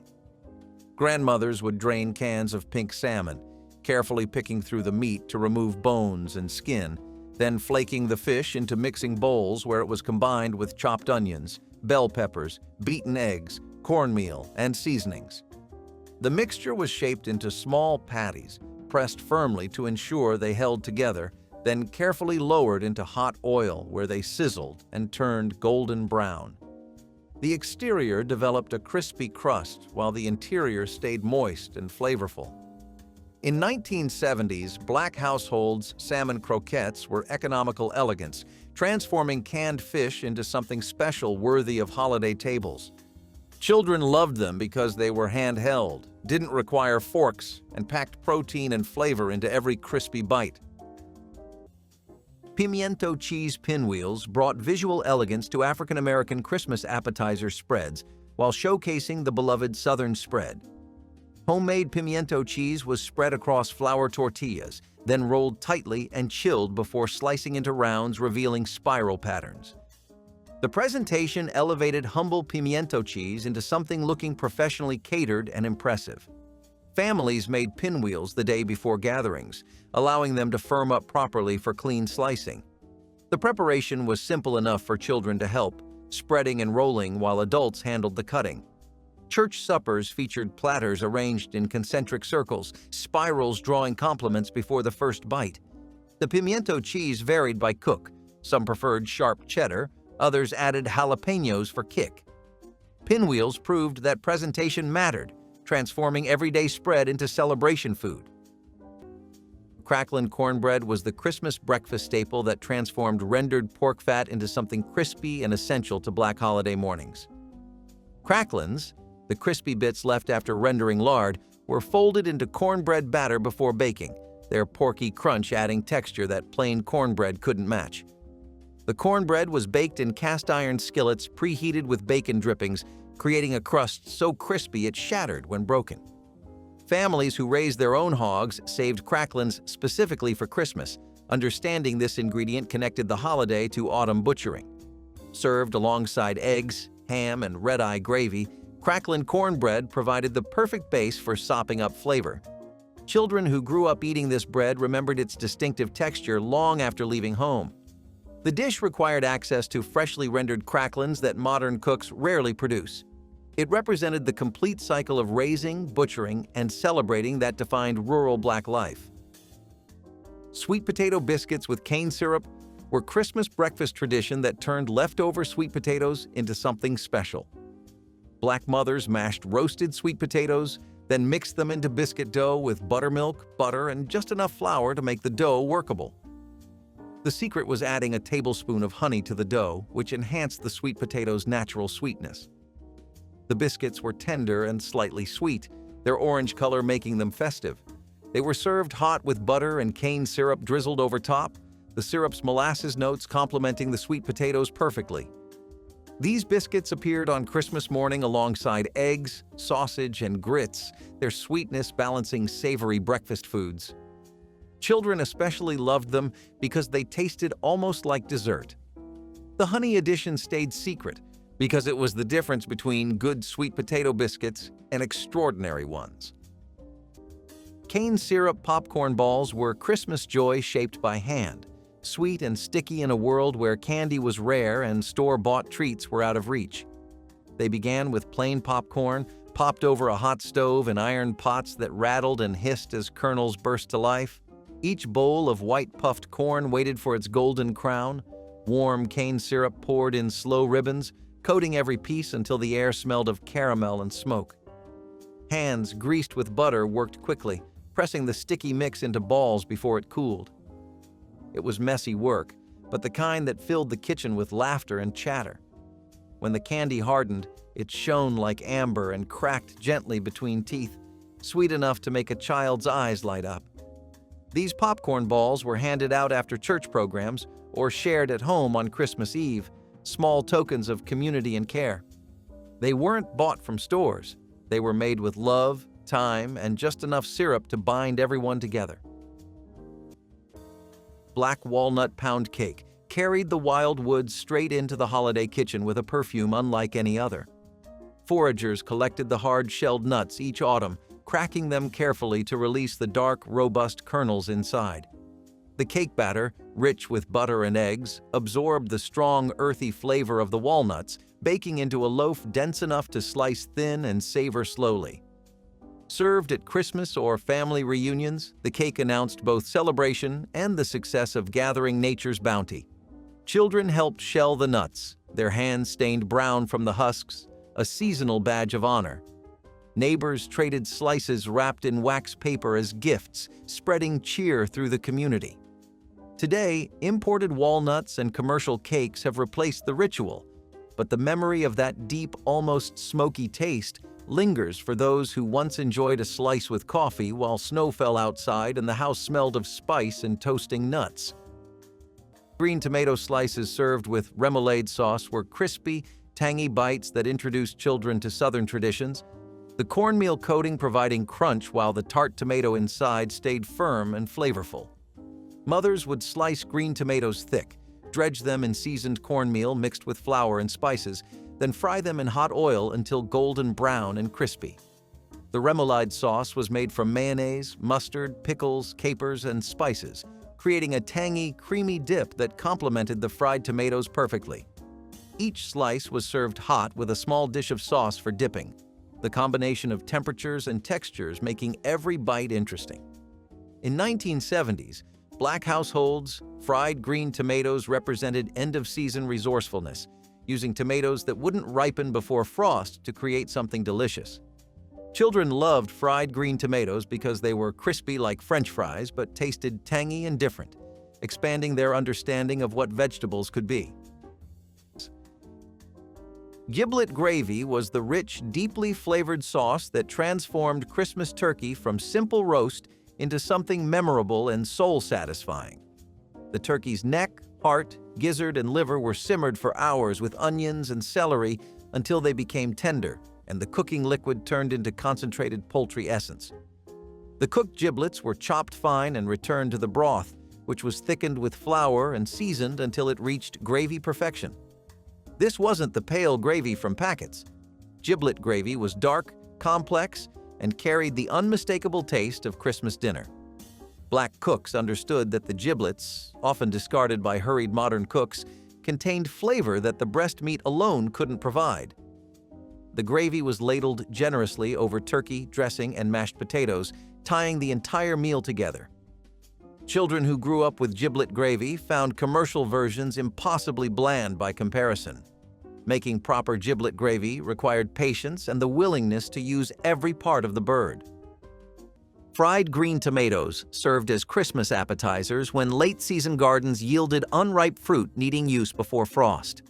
Firm green tomatoes were sliced, dipped in buttermilk, then dredged in seasoned cornmeal before frying until golden.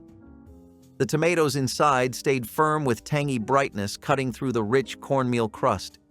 Families served them hot on platters with remoulade or comeback sauce for dipping. The preparation required attention. Oil temperature maintained precisely, tomatoes not too ripe or they'd fall apart. Grandmothers who mastered fried green tomatoes passed techniques to daughters and granddaughters. The appetizer represented waste-nothing philosophy, finding celebration in produce otherwise discarded. Children discovered they loved the tangy, crispy bites even when claiming to dislike tomatoes. Fried green tomatoes connected Christmas tables to gardens, honoring the land-sustaining families. Lane cake was the showstopper of Southern Black Christmas gatherings, a towering creation demanding skill and ingredients that pushed household budgets to their limits. Named after Emma Rylander Lane of Alabama, this cake featured delicate white layers filled with bourbon, raisins, coconut, and pecans cooked until thick and glossy. Black women adapted the recipe across generations, adding their own touches, more bourbon for some, candied cherries for others, while maintaining its legendary character. The filling required constant stirring over low heat, a meditative process that couldn't be rushed. Assembling the cake took steady hands, each layer carefully balanced before being crowned with fluffy white frosting. Lane cake appeared on Christmas sideboards throughout Alabama, Mississippi, and Georgia, signaling the family had spared no expense for the holiday. Today, few bakers attempt its complexity, letting this masterpiece fade into memory. Macaroni salad with diced vegetables served in small cups was creamy comfort food that children recognized and loved. The familiar pasta combined with mayonnaise, pickles, and vegetables, creating flavors that felt like home. Mothers would cook elbow macaroni until tender, drain it, and rinse with cold water before mixing it with mayonnaise, diced celery, chopped pickles, diced bell peppers, hard-boiled eggs, and seasonings. The salad was chilled for several hours, then served in small portions with spoons. Some families added mustard for tang, others included diced pimentos for color, each version reflecting family preferences. In the 1970s Black households, macaroni salad represented familiar comfort brought to the appetizer table, showing that holiday food didn't always need to be fancy. Children loved macaroni salad because it tasted familiar and satisfying, like picnic food that reminded them of summer even during cold November. Triple chocolate chess pie combined Southern tradition with chocolate decadence, creating a dessert so rich that small slices satisfied. Black mothers started with homemade pie crust made with lard, blind baked until golden. The filling was classic chess pie: eggs, sugar, butter, vinegar, and cornmeal, but transformed with 3 chocolates: cocoa powder whisked into sugar, melted bittersweet chocolate folded into eggs, and chocolate chips scattered across the crust. The secret was using buttermilk instead of regular milk, which reacted with chocolate to create brownie-like fudginess while maintaining chess pie's crisp top. Vanilla and espresso powder deepened the chocolate. The pie baked until the center barely wobbled, then cooled where it set into something between custard and fudge. The top crackled when pressed, giving way to dense chocolate richness. This appeared only at Christmas because chocolate was expensive. Mothers kept the triple chocolate technique and buttermilk secret. Turnip green Potlikker soup was the quiet strength of the table, a dish that came not from what was served first, but from what remained after. When the tender greens were eaten, the broth that simmered beneath them, the Potlikker, was saved like treasure. It was dark and smoky, heavy with the flavor of ham bones, onions, salt, and earth. Mixed with a bit of cornbread, rice, or stray vegetables, it became a nourishing soup that soothed hunger and offered comfort. In the old days, elders called it liquid gold, rich not in coins, but in care. It carried nutrients, yes, but also a promise that nothing made with love should ever go to waste. During the cold weeks after Christmas, families gathered around small bowls of Potlikker, sipping warmth that stretched far beyond its ingredients. Each spoonful was humility and hope combined, a quiet meal that spoke volumes about wisdom and endurance. Hog's head cheese showcased African-American mastery of using every part of the animal with respect and creativity. Despite its name, this wasn't cheese but a cold cut made by simmering head meat until tender, then chopping it fine and setting it in natural gelatin. Sliced thin and served on crackers or bread rounds, hog's head cheese offered complex flavors: savory meat bound by silky aspic flavored with vinegar, sage, and black pepper. Families made it during hog killing season, timing preparation to have fresh slices ready for Christmas. The dish required patience and skill, with cooks carefully balancing seasonings and achieving proper texture. Elders remembered when hog's head cheese represented survival rather than celebration, but Christmas presentation elevated it with pride. Younger guests sometimes hesitated at the appearance, but one taste often converted them into believers. The tradition connected holiday tables to agricultural roots, honoring animals by wasting nothing and transforming every part into nourishment. Roasted pig's feet were the Christmas dish that required patience and an understanding that the best flavors often came from the least expected places. Black families would begin preparation by scrubbing and cleaning the feet thoroughly before seasoning them with salt, pepper, garlic, and often a splash of vinegar. Slowly roasted until the skin turned crispy and the meat became fall-apart tender, pig's feet delivered rich, gelatinous texture that coated the mouth with porky satisfaction. The collagen-rich broth that accumulated in the roasting pan was saved for gravy or soup. Served alongside collard greens and cornbread, This dish represented the nose-to-tail philosophy that had sustained Black families for generations.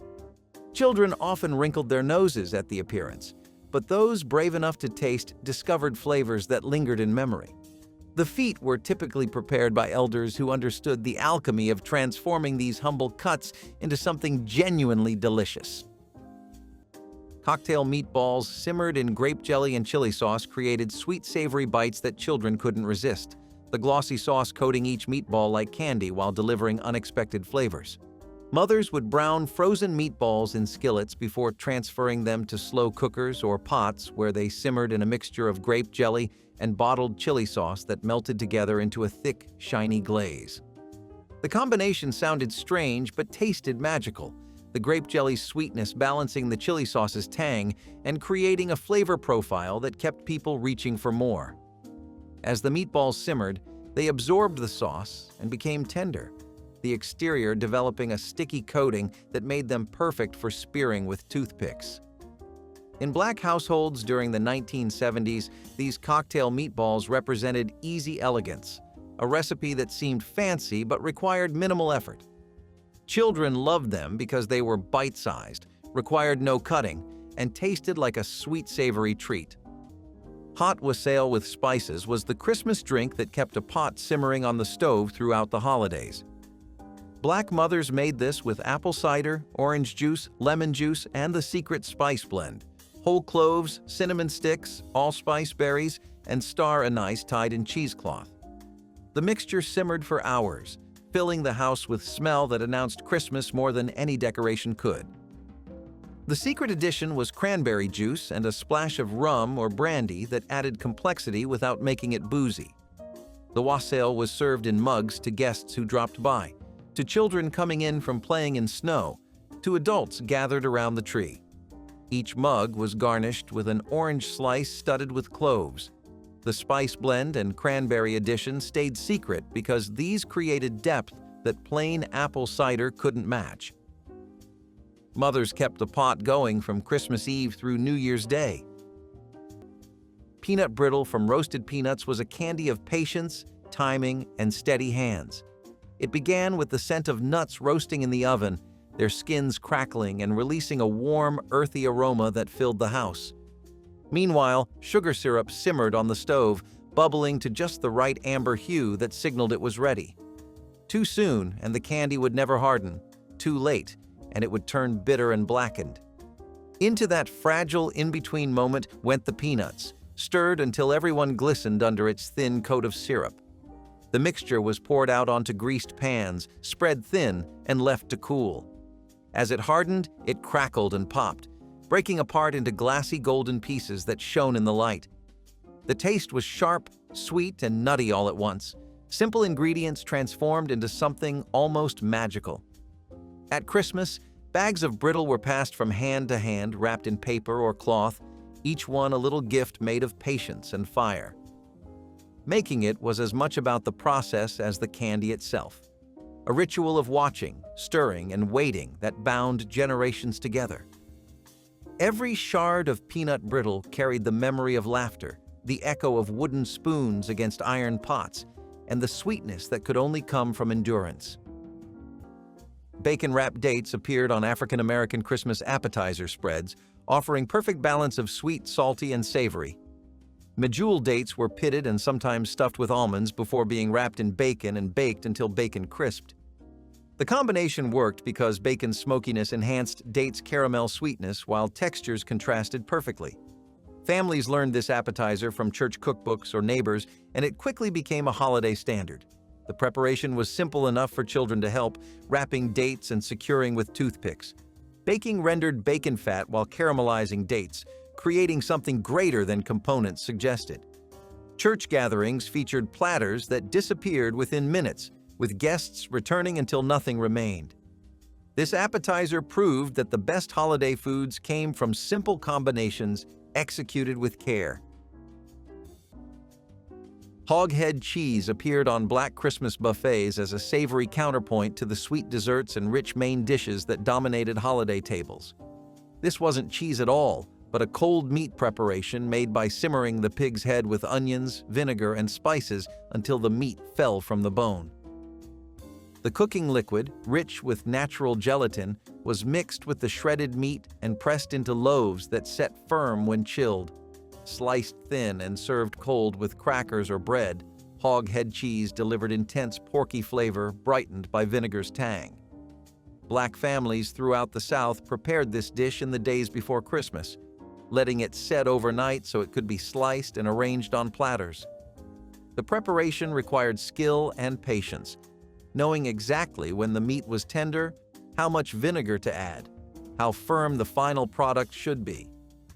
Hog head cheese represented the nose-to-tail cooking philosophy that ensured nothing from the holiday hog went to waste. Bacon-wrapped water chestnuts delivered crispy, salty, and slightly sweet bites that children fought over despite not knowing exactly what water chestnuts were, the bacon exterior and crunchy interior creating mysterious but delicious combinations. Aunties would drain cans of whole water chestnuts, wrapping each one with half a strip of bacon and securing it with toothpicks before arranging them on baking sheets. Before baking, each bundle was brushed with a mixture of brown sugar and soy sauce that caramelized during cooking, creating a sweet salty glaze that coated the bacon.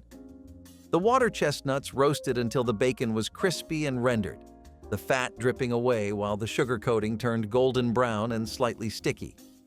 In Black households during the 1970s, bacon-wrapped water chestnuts represented sophistication borrowed from magazines, recipes that seemed fancy but remained simple for home cooks.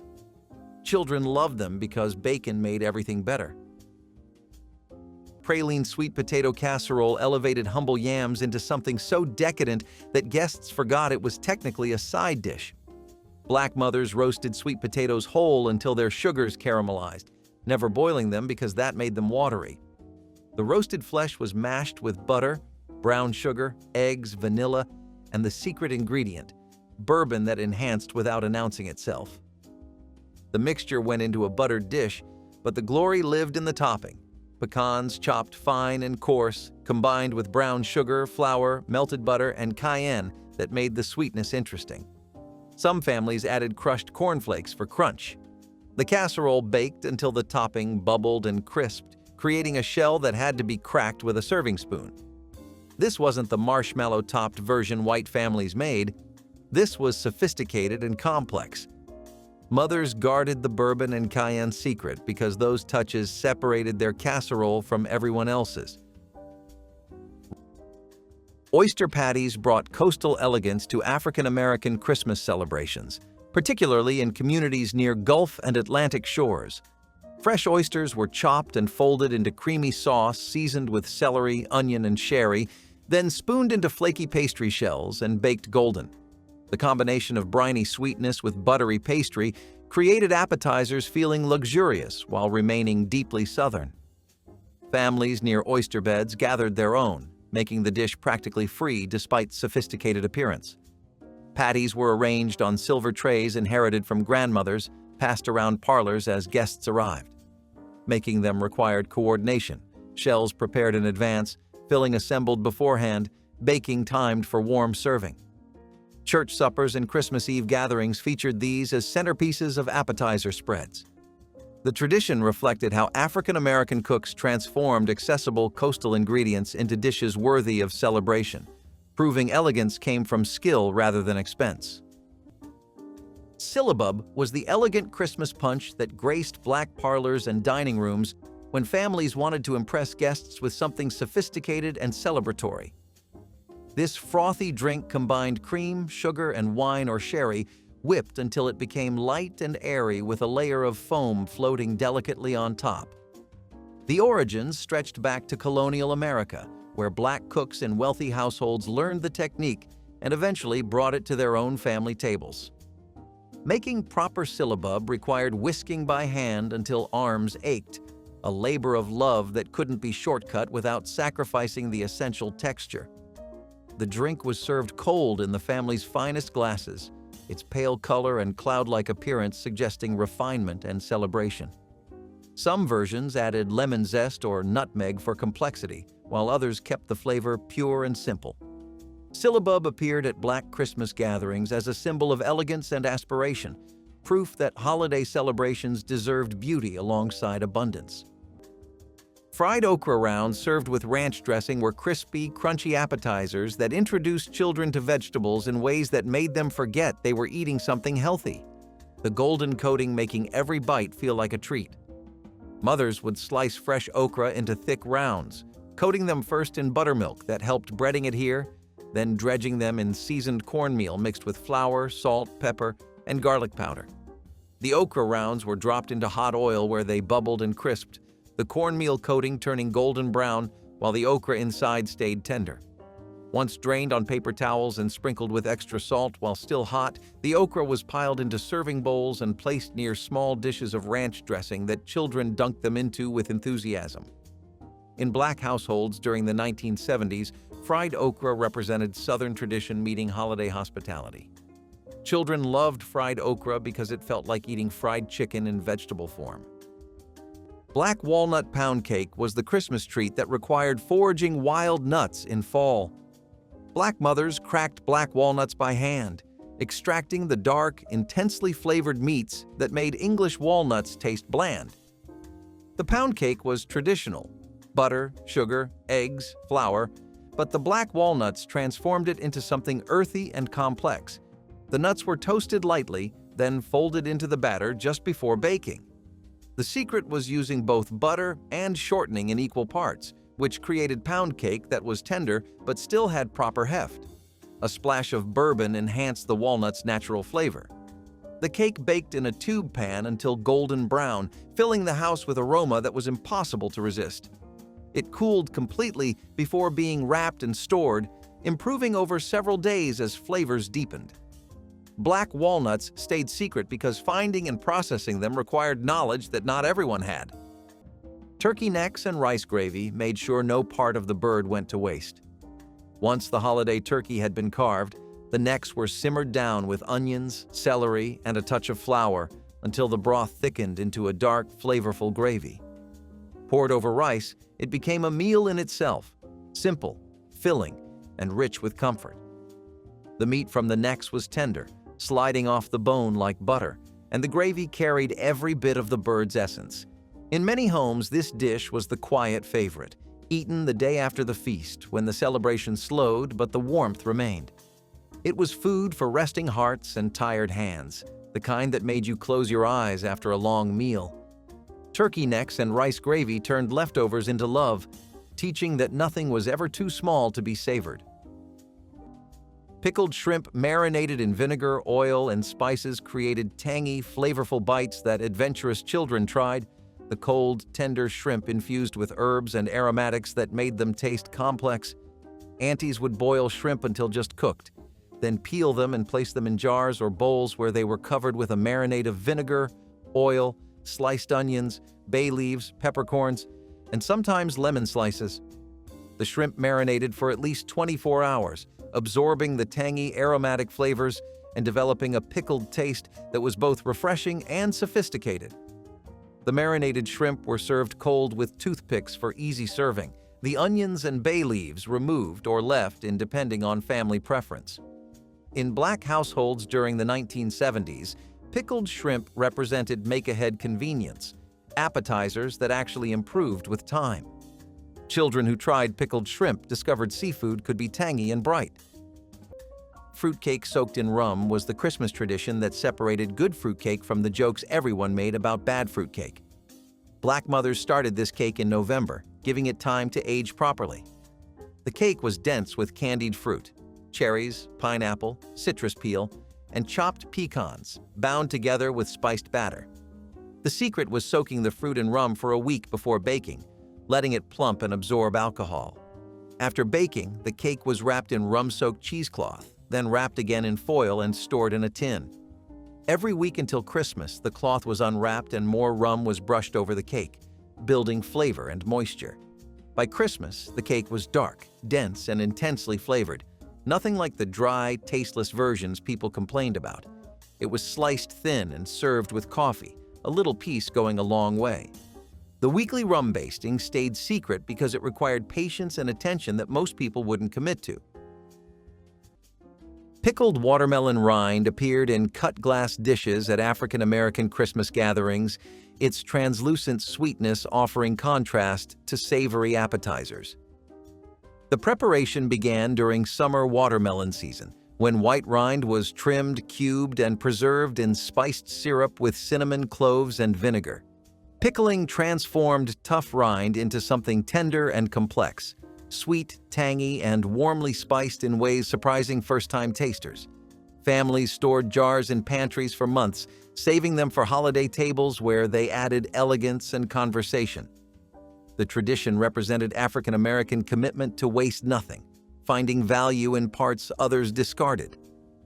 Children often approached with curiosity, discovering flavors unlike anything else on the table. The pickles required patience and planning, connecting summer abundance to winter celebration through preservation arts passed through generations. Pickled watermelon rind proved that the best holiday foods came from creativity rather than expense. Boiled custard was a dessert meant to comfort the spirit as much as the body, a soft and soothing sweetness that wrapped around the senses like a blanket. Made from milk, sugar, and eggs beaten until pale, it was cooked gently on the stove, whisked slow and steady until thick enough to coat a spoon without curdling. If vanilla or nutmeg could be spared, they were stirred in last, their fragrance filling the kitchen like warmth itself. Too rich to drink and too delicate to slice, boiled custard occupied a tender middle ground between milk and pudding, a texture meant to be savored slowly. It was often poured into mugs and sipped by lamplight, steam curling in the air as families sat together after long days. On Christmas nights, it replaced eggnog for those who had no cream to spare, yet it offered the same joy and calm. Every spoonful was peace after hardship, sweetness earned through patience and care. It was the kind of dessert that didn't shout for attention. It whispered comfort, carrying memories of home, of togetherness, and of the quiet grace that makes ordinary things feel sacred. Boiled custard was Christmas distilled into warmth and kindness, proof that gentleness could fill a cup. Fish head stew was a dish born out of necessity, yet it carried surprising depth and flavor. Fish heads, often discarded by others, were simmered slowly with onions, potatoes, and rice until they yielded every ounce of richness to the broth. My grandmother insisted the heads made the stew better than fillets, providing body and nourishment that nothing else could. The bones and skin flavored the liquid until it turned hearty and comforting.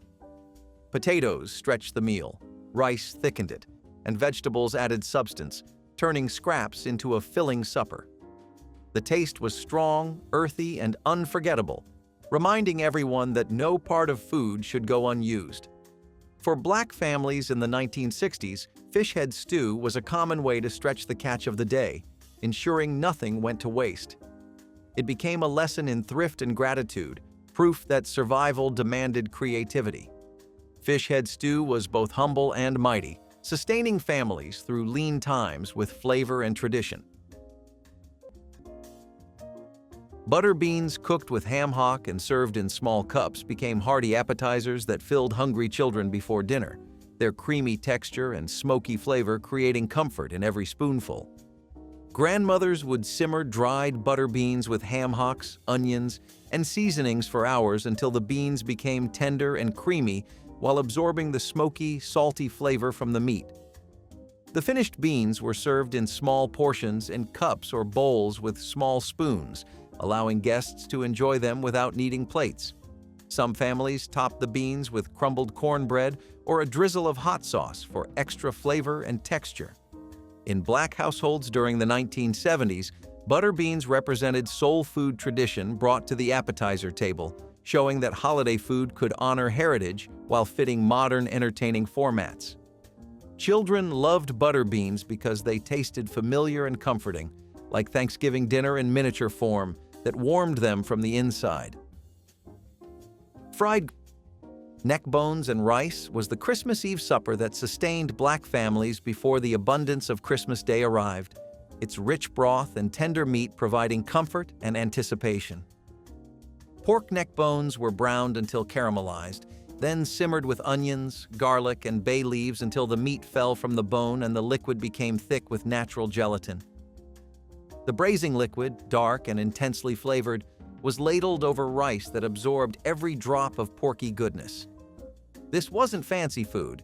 It was soul food, in the truest sense, nourishing body and spirit while using inexpensive cuts that stretched budgets during an expensive season. Families gathered around tables on Christmas Eve, eating neck bones and rice while anticipation for the next day's feast built. The dish required little more than time and heat, yet it delivered satisfaction that expensive cuts couldn't match. Neck bones represented Black culinary wisdom about extracting maximum flavor from minimal resources. Chitlin bites transformed the traditional holiday dish into appetizer form, offering small portions of the intensely flavored delicacy. Chitterlings were cleaned with extraordinary care, a process taking hours, then boiled with onions, vinegar, and seasonings until tender before being chopped and fried crispy. Served with hot sauce and crackers, chitlin bites allowed those who loved the dish to enjoy it and newcomers to try without full commitment. The aroma announced their preparation throughout the house, a scent dividing people into devoted fans and determined avoiders. Families who served chitlin bites did so with pride, honoring traditions stretching back generations when humble ingredients sustained communities. The dish required courage to prepare, knowing some guests would decline while others returned for more. Children watched elders eat chitlin bites with reverence, understanding the dish carried cultural significance beyond nutrition. This appetizer connected Christmas tables to ancestral survival and celebration. Molasses pull candy was the Christmas treat that turned candy making into family entertainment, requiring strength, patience, and plenty of buttered hands. Molasses was boiled with sugar until it reached the hard crack stage, then poured onto greased marble slabs or buttered platters to cool. When the candy had cooled enough to handle but was still pliable, family members would begin pulling, stretching the dark mass between buttered hands until it lightened in color and developed the right texture. Children took turns pulling, their arms growing tired as the candy transformed from sticky darkness to golden strands. The finished candy was twisted into ropes and cut into pieces that hardened into chewy treats with deep molasses flavor. Making pull candy was as much about togetherness as about the final product. Families gathered in kitchens, laughing as sticky candy stretched between them. This communal candy-making tradition has largely vanished from Christmas celebrations. Great-grandmother's coconut cake was a 3-layer monument to coconut in every form. Black mothers baked white cake layers flavored with coconut milk, giving them moisture that lasted through New Year's. The frosting was genuine boiled icing, sugar, corn syrup, and egg whites beaten while hot syrup drizzled in, creating something between frosting and marshmallow. The secret was the coconut preparation. Fresh coconut was grated, then toasted until golden and fragrant, mixed with sweetened flaked coconut for texture. Between each layer went coconut cream filling, thick and custardy. The assembled cake was covered in boiled frosting, then pressed with handfuls of toasted coconut until no white showed. It was refrigerated overnight so flavors could meld, resulting in cake so moist it melted on your tongue. This recipe stayed secret because it required genuine skill and patience. Store-bought frosting wouldn't work, and rushing the boiled icing meant failure. Stuffed celery brought elegance and crunch to African-American Christmas appetizer spreads, with crisp stalks serving as vessels for savory fillings. The classic filling combined cream cheese with chopped olives, pimentos, and sometimes blue cheese, piped into the celery's natural groove. Other variations used pimento cheese, deviled ham spread, or seasoned cream cheese with chives. The preparation was simple enough for children to help, making it a family activity during holiday cooking. Celery was affordable and available even in winter, while fillings stretched expensive ingredients across many servings. Arranged on platters with stuffed sides facing up, they created colorful rows looking far fancier than their modest cost. Ladies' auxiliaries featured stuffed celery at every gathering, with cooks varying fillings to showcase creativity.